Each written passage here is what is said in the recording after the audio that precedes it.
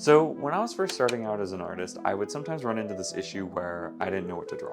And I thought it'd be fun to do a video talking about a few exercises that you could do when you don't know what to draw. I'm gonna be going over 3, and I think I'm gonna save my favorite one for last. So this first exercise I would say is the easiest, or at least the least stressful. You start by filling the page with a bunch of blobs. Then try to turn each blob into whatever you can think of. The point of this exercise is to build up your creativity and help you loosen up when it comes to your drawings. It will force you to think outside the box and show you that you can make almost anything out of any shape. For me, it's the most relaxing, and I used to do this one a lot, especially in art school, when I wanted to take a break and just draw something for fun. This exercise can also be kind of collaborative. Every once in a while, I have my friends draw the blobs, and then I'll turn them into things.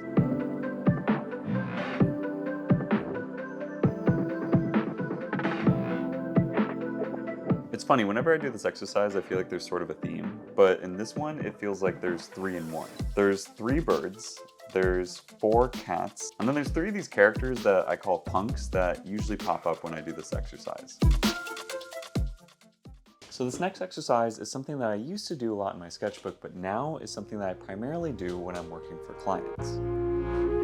Kind of like with the first exercise, we're going to fill some pages. This time though, it's all boxes.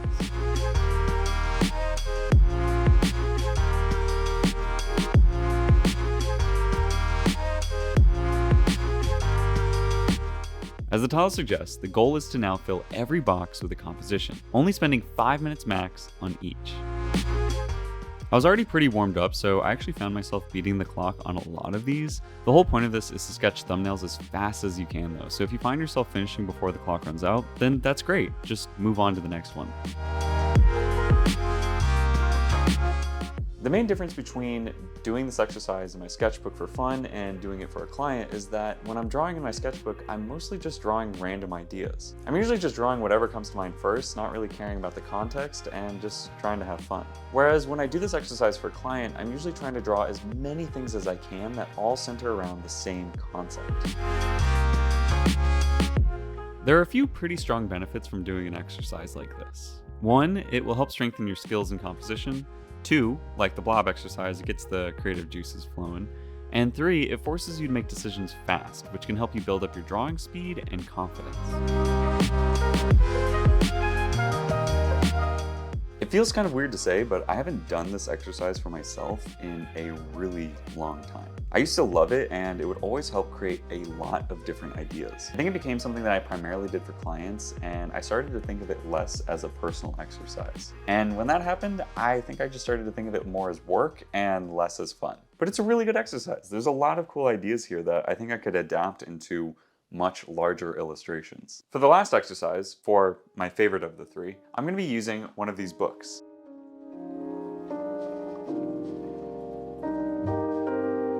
Today I'm going to be doing some master copies of Norman Rockwell.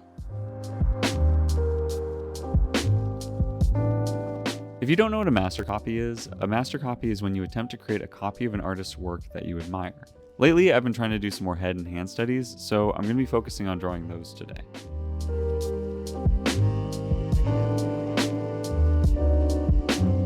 So you obviously don't always have to use a book to do this, but I just have access to it and I thought it'd be fun to flip through. I think most of the master copies I've done have just been using my phone. The cool thing about this exercise though is that you can always push it even further. Instead of just doing little pencil drawings, you could find a painting or a drawing that you really like and copy it exactly.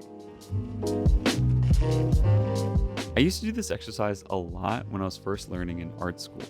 My favorite artists to work from were usually J.C. Leyendecker and Norman Rockwell. I had always looked up to these illustrators, and I usually would hear these artists referred to as the godfathers of illustration.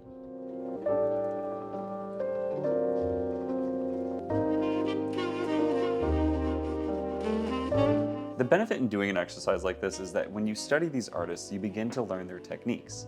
And eventually, these techniques can then become a part of your repertoire. Now, obviously, you don't want to just become a copycat of your favorite artist. Instead, you should do this exercise with multiple artists so you can learn multiple different techniques. As you collect all these different techniques, you can begin to build on them and then eventually start to have a style that's more your own.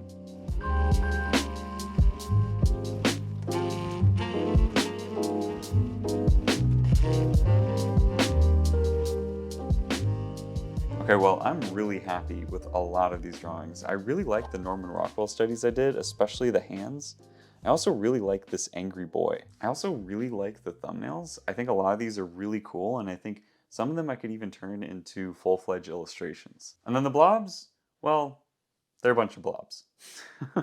No, some of these are pretty cool. I will say though that the exercise is mostly meant for fun and just stretching your imagination. Every once in a while though, there is a drawing that I really like from this exercise, and I think, hey, I could turn that into an illustration. I hope you found these exercises useful. Let me know if you're thinking about trying any of them out. And as always, thank you so much for watching, and I hope to see you all in the next one.